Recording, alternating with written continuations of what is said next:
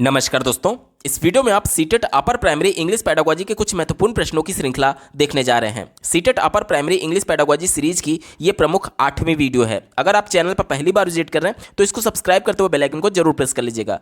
और अगर आप CTET previous year upper primary और प्राइमरी सभी शिफ्टों के कंप्लीट पेपर सोल्यूशन को डिटेल में देखना चाहते हैं तो इस वीडियो के बाद इस वीडियो का डिस्क्रिप्शन आप चेक कर सकते हैं। चलिए दोस्तों, आज के इस महत्वपूर्ण वीडियो को शुरू कर लेते हैं।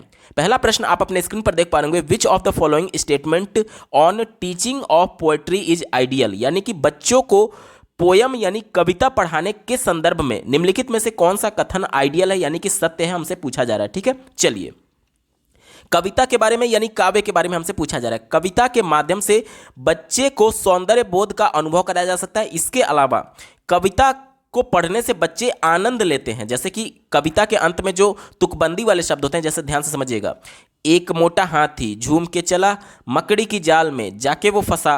तो लास्ट में आप देखेंगे कविता के अंत में तुकबंदी वाले शब्द आते हैं जो कि लय बनाते हैं, इससे बच्चे को मजा आता है। तो कविता क्यों पढ़ाया जाता है? बच्चे को मजा आने के लिए। ठीक है, और इसके साथ ही साथ ये बच्चे को भाषा के बारे में एक तरीके से इन्वेस्टमेंट के तौर पर होता है। जैसे देखिए यहाँ पर भाषा के तौर पर इन्वेस्टमेंट करने का मतलब कि बच्चे नई शब्दावलियों को सीखते हैं। लेकिन ध्यानपूर्वक समझिएगा, काव्य के माध्यम से, कविता के माध्यम से बच्चे को ग्रामर नहीं बताया जा सकता, क्योंकि ग्रामर एक पर्टिकुलर स्पेसिफिक स्ट्रक्चर की बात करता है, भाषा के स्ट्रक्चर की बात करता है। जैसे कि इंग्लिश की ही अगर मैं बात करूं तो इंग्लिश में सिंपल सेंटेंस का जो स्ट्रक्चर होता है वो क्या होता है? Subject plus helping verb plus main verb plus object होता है। यहां तक क्लियर? और अगर प्रश्नवाचक शब्द है जो कि क्या से शुरू हो रहा है तो उसका क्या हो जाएगा? हेल्पिंग वर्ब हो जाएगा प्लस सब्जेक्ट हो जाएगा प्लस मेन वर्ब हो जाएगा प्लस ऑब्जेक्ट हो जाएगा। और अगर प्रश्नवाचक शब्द बीच में आता है तो उस कंडीशन में क्या हो जाएगा? पहले WH टाइप क्वेश्चन वाले शब्द जैसे वाई, वाट, ये सब पहले हो जाएगा। उसके बाद से plus helping verb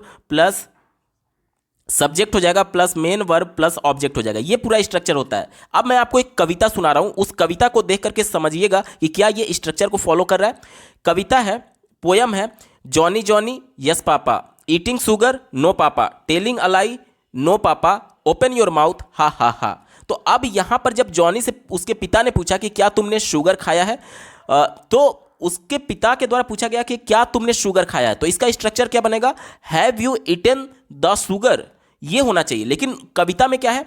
Johnny Johnny yes papa eating sugar, उसने हैव यू से शुरू ही नहीं किया, यानी कि ये ग्रामर के स्ट्रक्चर को फॉलो ही नहीं करता है। इसीलिए पोएट्री के माध्यम से, पोयम के माध्यम से, कविता के माध्यम से, काव्य के माध्यम से ग्रामर पढ़ाया नहीं जा सकता, क्योंकि ये ग्रामर के स्ट्रक्चर को फॉलो ही नहीं करता है। ठीक है, चलिए पहले विकल्प से शुरुआत कर लेते हैं। कहा क्या जा रहा है?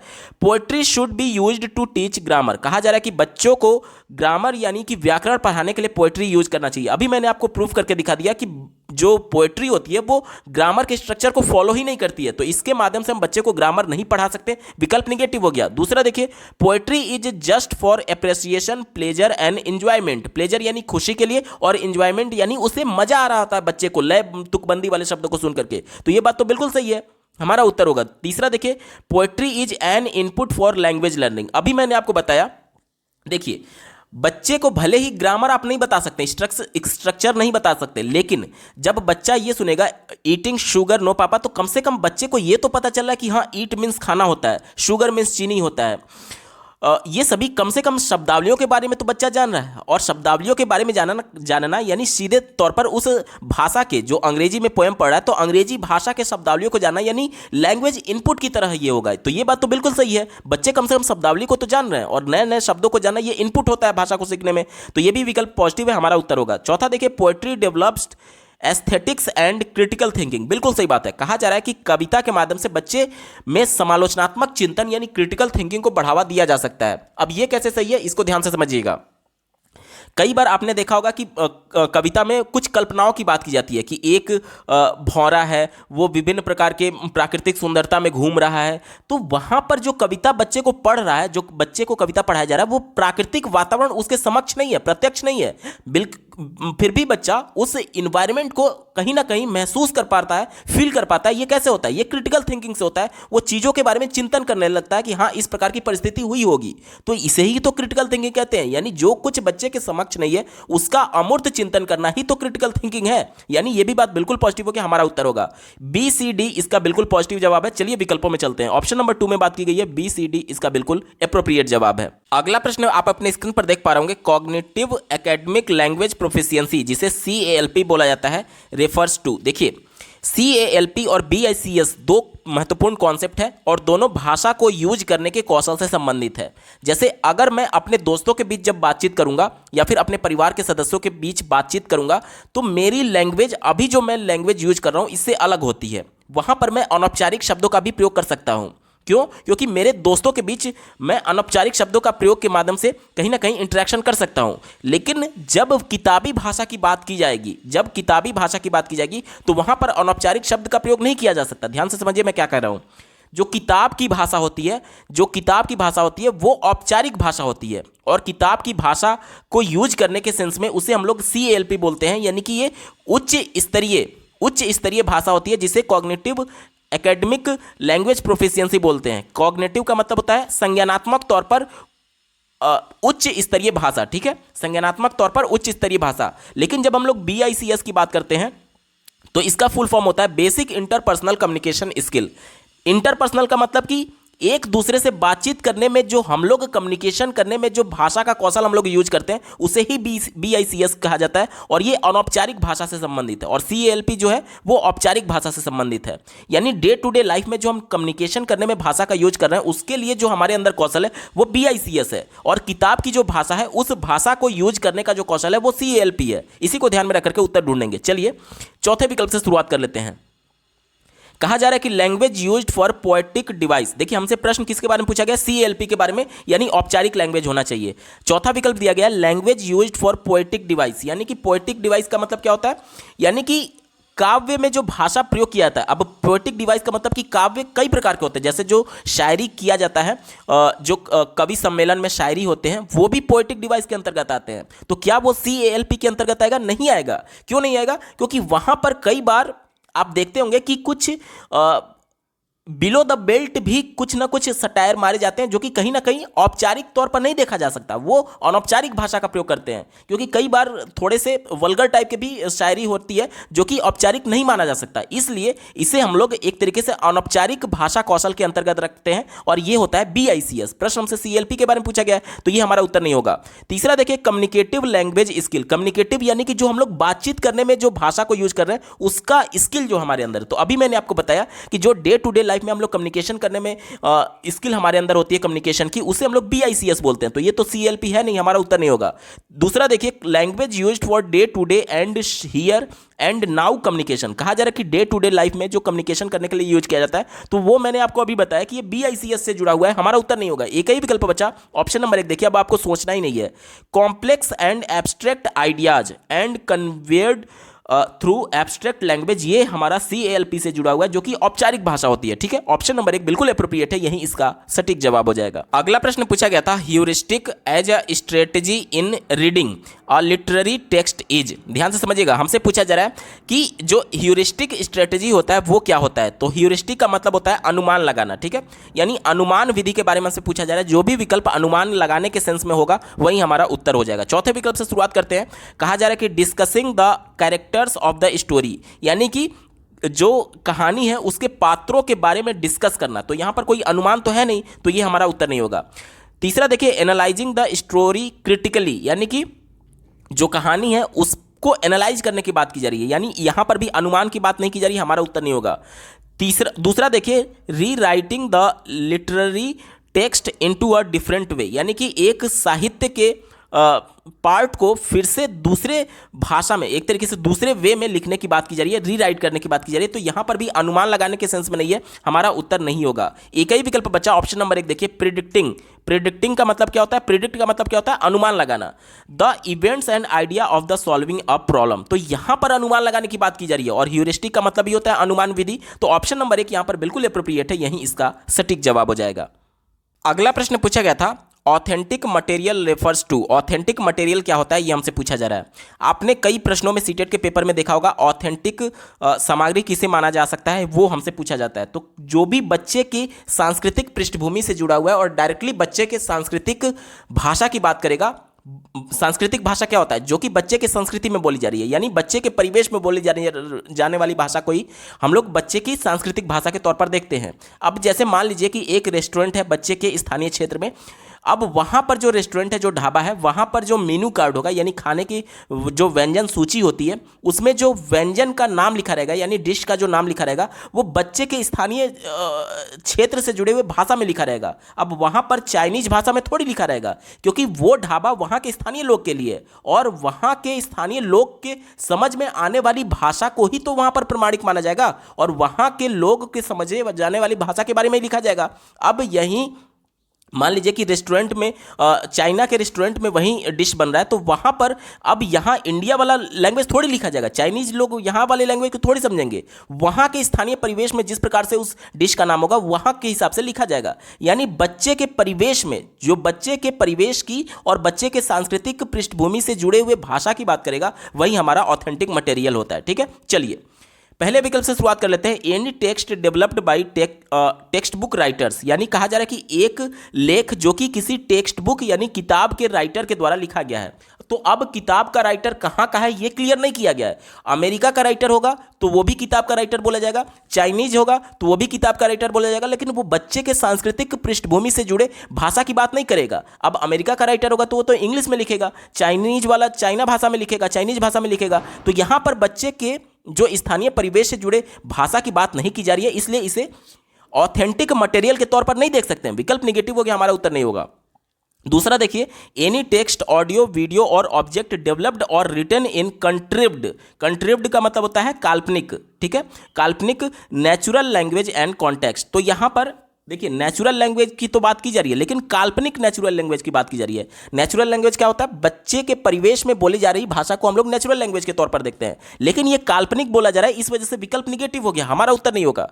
तीसरा देखिए, any creative text written by literary authors and poets, यानी कि कहा जा रहा है कि एक टेक्स्ट जो कि लिखा गया है और क्रिएट किया गया है एक साहित्यिक आर्थर के द्वारा और पोएट के द्वारा। तो यहाँ पर मैं फिर से बता दूं कि कवि या फिर लेखक कहीं का भी हो सकता है। यहाँ पर स्पष्ट नहीं किया गया कि बच्चे के स्थानीय क्षेत्र से जुड़े भाषा के में वो लिख रहा है, तो इस वजह से इसे भी हम लोग ऑथेंटिक मटेरियल के तौर पर नहीं देख सकते। विकल्प निगेटिव हो गया। एक ही विकल्प बचा, ऑप्शन नंबर 4 देखिए, एनी टेक्स्ट ऑडियो वीडियो और ऑब्जेक्ट डेवलप्ड और written in natural language and context. Context का मतलब क्या हो गया? बच्चे के सांस्कृतिक पृष्ठभूमि की बात की जा रही है, संदर्भ की बात की जा रही है। और नेचुरल लैंग्वेज क्या हो गया? जिस लैंग्वेज में बच्चा कम्युनिकेट करता है, यानी उसके स्थानीय परिवेश की भी बात की गई है और उसके स्थानीय परिवेश से जुड़ी भाषा की बात की गई है, यानी बच्चे के मदर टंग की भी बात की गई है। तो ये इसके लिए ऑथेंटिक मटेरियल होगा उस बच्चे के लिए, ठीक है, क्योंकि यहां पर उसके स्थानीय भाषा की भी बात की जा रही है और स्थानीय परिवेश की भी बात की जा रही है। विकल्प नंबर 4 बिल्कुल एप्रोप्रिएट है, यही इसका सटीक जवाब हो जाएगा। अगला प्रश्न पूछा गया था, which of the following is most suitable assessment activity for assessing learners communication skill. कहा जा रहा है कि बच्चों की कम्युनिकेशन स्किल को जांचने के लिए निम्नलिखित में से कौन सा एक सुटेबल मूल्यांकन गतिविधि हो सकती है। चलिए पहले विकल्प से शुरुआत कर लेते हैं। देखिए हमें किसका जांच करना है? कम्युनिकेशन स्किल का। कम्युनिकेशन स्किल दो प्रकार का होता है, एक होता है रिटन कम्युनिकेशन और एक होता है ओरल कम्युनिकेशन। यानी कि जब हम लोग लिख करके अपने बातों को अभिव्यक्त करते हैं तो उसे रिटन कम्युनिकेशन बोलते हैं, और जब हम लोग मुख से मौखिक तरीके से बोल करके अपने भावों को अभिव्यक्त करते हैं तो उसे हम लोग ओरल कम्युनिकेशन बोलते हैं, ठीक है। तो दोनों को ध्यान में रखना होगा। और भाषा के चूंकि 4 कौशल होते हैं, सुनना, बोलना, पढ़ना और लिखना, तो जो भी विकल्प चारों कौशलों की बात करेगा, यानी कि उसमें रिटन कम्युनिकेशन भी आना चाहिए और ओरल कम्युनिकेशन भी आना चाहिए, वही विकल्प हमारा सही जवाब हो जाएगा, ठीक है। चलिए पहले विकल्प से शुरुआत करते हैं। कहा जा रहा है कि describe a scene from a picture book, यानी कि एक किताब जिसमें विभिन्न प्रकार के दृश्य बने हैं उससे एक सीन को डिस्क्राइब करने की बात की जा रही है।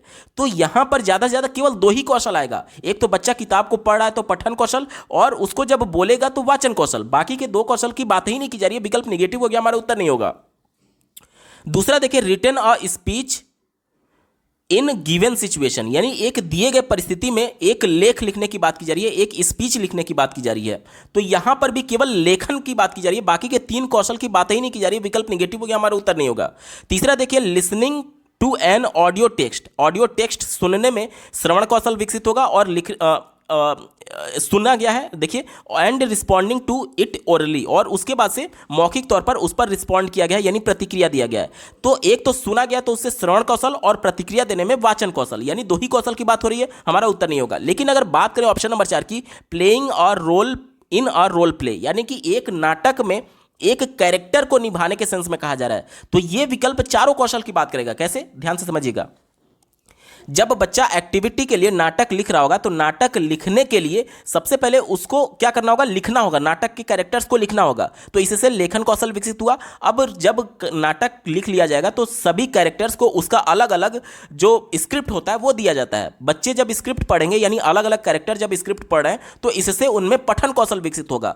जब बच्चा देखिए लिखने से उसमें रिटन कम्युनिकेशन स्किल हो गया, ठीक है। उसके बाद से जब बच्चा रोल प्ले करेगा तो अपना जो डायलॉग होगा वो डिलीवर करेगा, यानी वाचन कौशल उसमें आ गया। उसके बाद से अगला बंदा जो उसकी बातों को सुना हुआ है उसके बाद उस पर रिएक्ट करेगा, और उसके बाद से अगला बंदा मतलब कि पहला वाला बंदा फिर रिएक्ट करेगा, यानी कि श्रवण कौशल और वाचन कौशल दोनों आ गया। और इसके अलावा लिखने के वजह से लेखन कौशल और पढ़ने की वजह से पठन कौशल, चारों कौशल की बात की जा रही है इसमें। क्योंकि नाटक पहले लिखेगा, उसके बाद से सभी कैरेक्टर्स उस नाटक के अपने अपने डायलॉग को पढ़ेंगे, तो लिखने से लेखन कौशल, पढ़ने से पठन कौशल, उसके बाद से जब बच्चा बोलेगा तो बोलने से वाचन कौशल, और अगला बच्चा जब रिएक्ट करेगा तो उसके बाद से श्रवण कौशल, चारों कौशल की बात की जा रही है। इसलिए ऑप्शन नंबर 4 यहां पर बिल्कुल एप्रोप्रिएट जवाब हो जाएगा।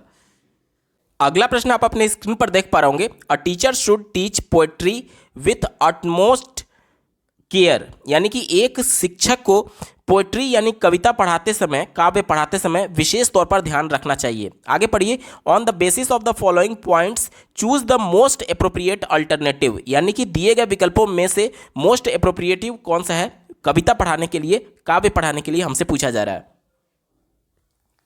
पहला विकल्प दिया गया है, the teacher must read aloud with proper intonation. Intonation का मतलब क्या होता है कि लय में, जैसे कि कविता पढ़ते समय कभी उच्च स्वर में बोलना पड़ता है, कभी निम्न स्वर में बोलना पड़ता है, यानी कि लय की बात की जा रही है, इंटोनेशन की बात की जा रही है। तो ये तो बात बिल्कुल सही है ना, कविता बच्चे को पढ़ाया जाता है तो इमोशंस के साथ बच्चे को कहीं ना कहीं लय में मजा आता है, तो ये इंटोनेशन यूज करना चाहिए। तो ये बात तो बिल्कुल पॉजिटिव है, हमारा उत्तर होगा। दूसरा देखिए, the teacher should give word by word meaning bye for difficult word, यानी कठिन शब्दों का शब्द बाई शब्द मीनिंग बताने की बात की जा रही है कि टीचर को बताना चाहिए। तो यह विकल्प निगेटिव है। क्यों निगेटिव है? देखिए यहां पर बच्चे को खुद से करके सीखने का मौका दिया जाना चाहिए, क्योंकि बाल केंद्रित शिक्षा है। तो पूरे कॉन्टेक्स्ट में, जैसे कि एज ए टीचर मैं अगर मान लीजिए पूरा थीम बता रहा हूं कविता का, तो अब बच्चे उस कठिन वर्ड्स का एक अंदाजा लगा सकते हैं, क्योंकि ह्यूरिस्टिक मेथड के माध्यम से बच्चे अनुमान लगाते हैं। तो जब बच्चे को वर्ड बाय वर्ड हम लोग सब कुछ बता दे रहे हैं, यानी खाना उसको परोस करके दे रहे हैं, वह कहां अपने से कुछ कर रहा है, करके सीखने की बात करता है राष्ट्रीय शिक्षा नीति 2020 और एनसीएफ 2005 संरचनावाद, जो कि बच्चे सक्रिय माध्यम से अपने ज्ञान का निर्माण करेंगे। अगर हम लोग सभी शब्द बाई शब्द उसको अर्थ बता रहे हैं तो बच्चे को कुछ करने के लिए बचा ही नहीं, इसलिए यह विकल्प निगेटिव हो गया, हमारा उत्तर नहीं होगा।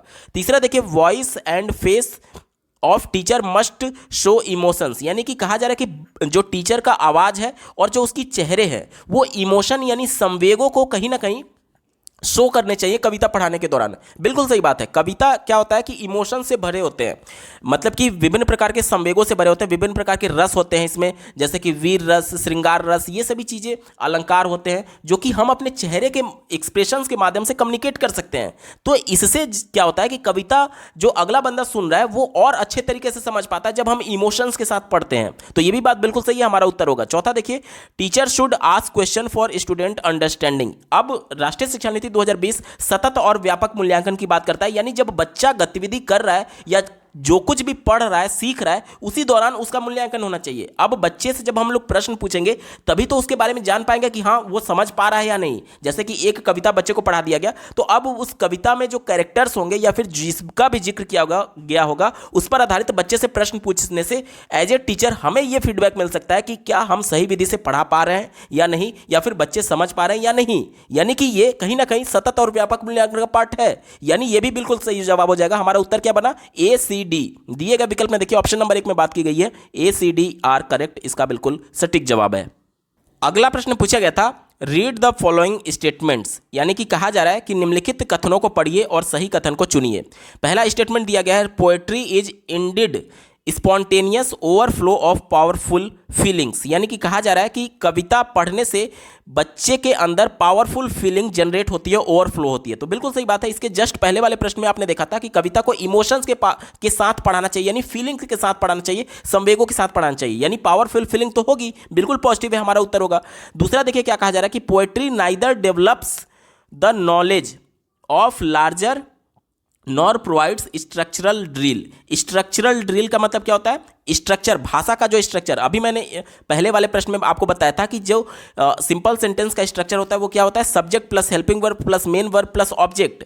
तो कविता के माध्यम से आप स्ट्रक्चर बच्चे को नहीं बता सकते। तो ये इतना तो यहां तक तो सही है, लेकिन इससे पहले वाले को पढ़िए, क्या कहा जा रहा है कि पोएट्री नाइदर डेवलप्स नॉलेज, यानी कहा जा रहा है कि पोएट्री नॉलेज डेवलप नहीं करता है। तो ये विकल्प गलत है।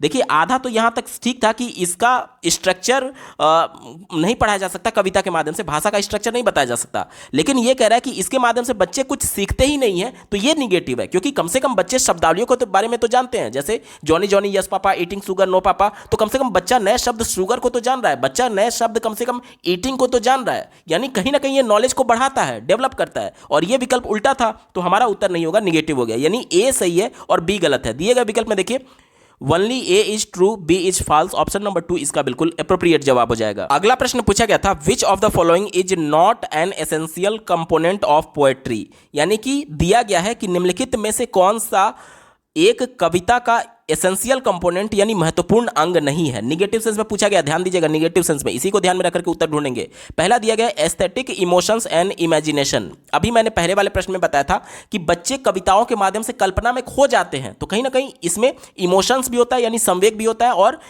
इमेजिनेशन यानी कल्पना भी होता है। तो ये तो बात इसका एक एसेंशियल कंपोनेंट है। तो चूंकि ये है यानी पॉजिटिव सेंस में हमारा उत्तर नहीं होगा, क्योंकि हमसे निगेटिव वाला पूछा गया था।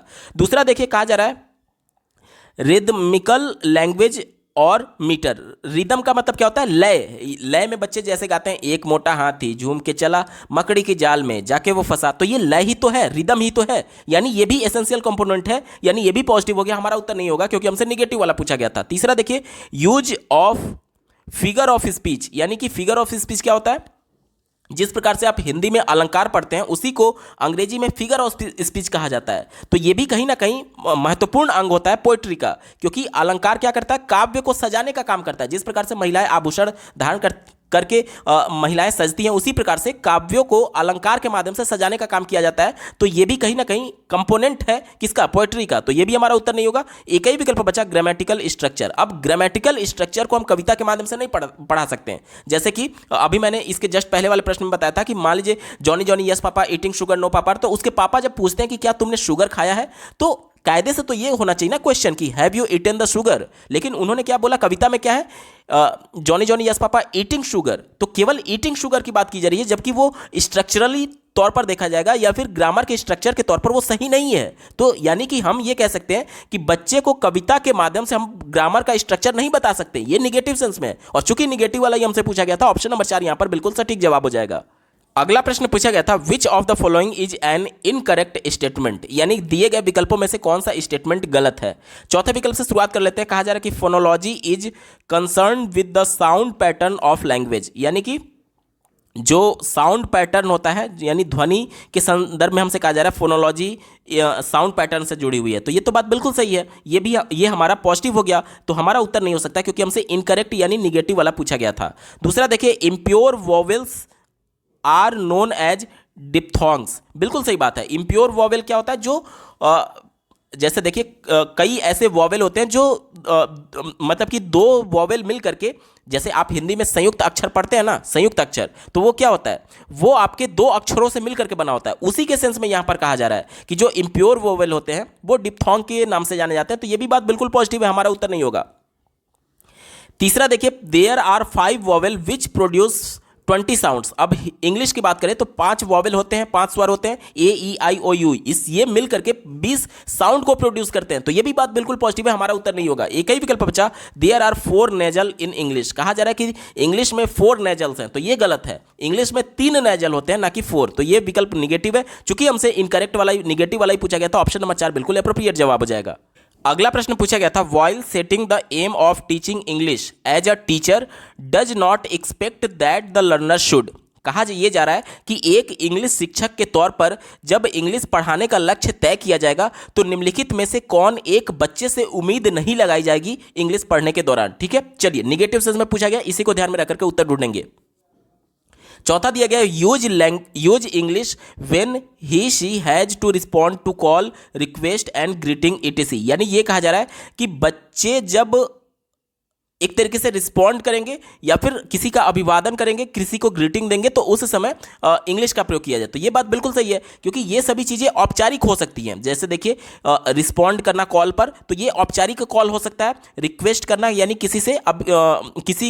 किसी से रिक्वेस्ट करना, ये भी औपचारिक हो सकता है, और ग्रीटिंग भी औपचारिक हो सकता है। तो इसमें इंग्लिश लैंग्वेज का प्रयोग किया जा सकता है, क्योंकि बच्चे जो कुछ भी सीख रहे हैं उसका दैनिक जीवन में प्रयोग कर पाए। लेकिन दैनिक जीवन में प्रयोग करने का मतलब ये है कि अगला बंदा भी उसमें कम्युनिकेट करने के लिए सक्षम होना चाहिए। जैसे कि मान लीजिए कि मैं टारगेट लैंग्वेज इंग्लिश सीख रहा हूं, लेकिन मेरी दादी को मान लीजिए इंग्लिश नहीं आता है, तो मैं वहां पर इंग्लिश में कम्युनिकेट थोड़ी करूंगा। वहां पर जो मेरी दादी को लैंग्वेज आएगा उसी के में तो मैं कम्युनिकेट करूंगा। यानी कि कम्युनिकेशन इंपॉर्टेंट है डेली लाइफ में, लेकिन जिसको आता है उसी से तो कर पाएंगे। यहां पर देखिए, ये सभी चीजें जो ग्रीटिंग की बात की गई, रिक्वेस्ट की बात की गई, ये सभी औपचारिक चीजें हैं। औपचारिक चीजें कहने का मतलब कि यहां पर इंग्लिश का यूज किया जा सकता है। तो ये बच्चे से एक्सपेक्ट किया जाएगा, ये हमारा उत्तर नहीं हो सकता, क्योंकि हमसे पूछा गया था कि कौन सा बच्चे से एक्सपेक्ट नहीं किया जाएगा। ठीक है, चलिए तीसरा दिया गया है, write English legibly and coherently using proper punctuations and spelling. कहा यह जा रहा है कि अंग्रेजी पढ़ाने का उद्देश्य एक तरीके से पंक्चुएशन और स्पेलिंग को सही तरीके से लिखना है। तो बिल्कुल सही बात है। पंक्चुएशन क्या होता है? इसे हिंदी में विराम चिन्ह बोलते हैं। तो निश्चित तौर पर बच्चे जब इंग्लिश सीख रहे हैं तो उसके विभिन्न प्रकार के जो अंग होते हैं, जैसे विराम चिन्ह, जैसे क्वेश्चन मार्क, और ये कैसे पंक्चुएशंस को यूज करना है, वो तो बच्चे को आना चाहिए, यानी ये एक्सपेक्ट किया जाना चाहिए। तो ये भी पॉजिटिव था, लेकिन प्रश्न हमसे नेगेटिव पूछा गया था, तो ये हमारा उत्तर नहीं होगा। दूसरा देखिए, make simple statement through English. बिल्कुल सही बात है। बच्चे जो टारगेट लैंग्वेज इंग्लिश सीख रहे हैं, कम से कम उसके सिंपल सेंटेंस तो बना पाए, ये तो एक्सपेक्ट करना चाहिए। तो ये भी हमारा उत्तर नहीं होगा, क्योंकि पॉजिटिव था और प्रश्न हमसे नेगेटिव वाला पूछा गया है। एक ही विकल्प बचा, express the idea in English in the classroom, at school, at home and in society. यानी कहा जा रहा है कि इंग्लिश का प्रयोग क्लासरूम में किया जाए, घर पर किया जाए, और सोसाइटी में यानी समाज में किया जाए। तो ये विकल्प निगेटिव है। क्यों निगेटिव है, ध्यान से समझिएगा। घर पर मैं जब जाऊंगा तो मेरे दादा दादी, घर के अन्य सदस्य हो सकते हैं, तो मेरे दादी को मान लीजिए इंग्लिश नहीं आती है, तो मैं कैसे इंग्लिश का प्रयोग कर पाऊंगा अपने घर पर दादी से कम्युनिकेट करने के सेंस में? यानी घर पर यह संभव नहीं है। संभव नहीं कहने का मतलब कि जो टारगेट लैंग्वेज अगले बंदे को नहीं आ रहा है, मैं उससे कैसे कम्युनिकेट कर सकता हूं? आप खुद सोचिए ना। तो ये विकल्प निगेटिव है और ये एक्सपेक्ट नहीं किया जाएगा। हमसे यही पूछा गया था कि क्या एक्सपेक्ट बच्चे से नहीं किया जाएगा। तो देखिए, ये तो एक्सपेक्ट यहां तक तो ठीक था कि क्लासरूम में बच्चा इंग्लिश में इंटरेक्शन करे, लेकिन घर पर थोड़ी एक्सपेक्ट किया जाएगा, सोसाइटी में थोड़ी एक्सपेक्ट किया जाएगा। सोसाइटी में अब मान लीजिए कि कूड़ा उठाने वाले से आप इंग्लिश में कम्युनिकेट करने थोड़ी चले जाएंगे। मान लीजिए उसको इंग्लिश नहीं आती है, तो आप कैसे कम्युनिकेट कर पाएंगे? तो ये विकल्प कहीं ना कहीं निगेटिव है, संकुचित होने की वजह से। इस वजह से ऑप्शन नंबर 1 यहां पर बिल्कुल एप्रोप्रिएट जवाब हो जाएगा, क्योंकि ये निगेटिव था और प्रश्न भी हमसे निगेटिव सेंस में पूछा गया था। दोस्तों, CTET upper primary English pedagogy series के महत्वपूर्ण प्रश्नों की ये श्रृंखला आपको कैसी लगी, कमेंट के माध्यम से जरूर बताइएगा, क्योंकि आपका एक कमेंट मुझे मोटिवेट करेगा ऐसे ही महत्वपूर्ण वीडियो लाने के संदर्भ में। अगर आप सीटेट अपर प्राइमरी और प्राइमरी प्रीवियस ईयर सभी शिफ्टों के कंप्लीट पेपर सोल्यूशन को डिटेल में देखना चाहते हैं, तो इस वीडियो के बाद इस वीडियो का डिस्क्रिप्शन जरूर चेक करिएगा। और अगर आप चैनल पर पहली बार विजिट कर रहे हैं तो इसको सब्सक्राइब करते हुए बेल आइकन को जरूर प्रेस कर लीजिएगा, सीटेट, यूपीटेट और सुपर टेट के बेहतरीन तरीके से तैयारी करने के संदर्भ में। इस वीडियो को देखने के लिए आपका बहुत बहुत धन्यवाद। भगवान करे आपका दिन शुभ हो।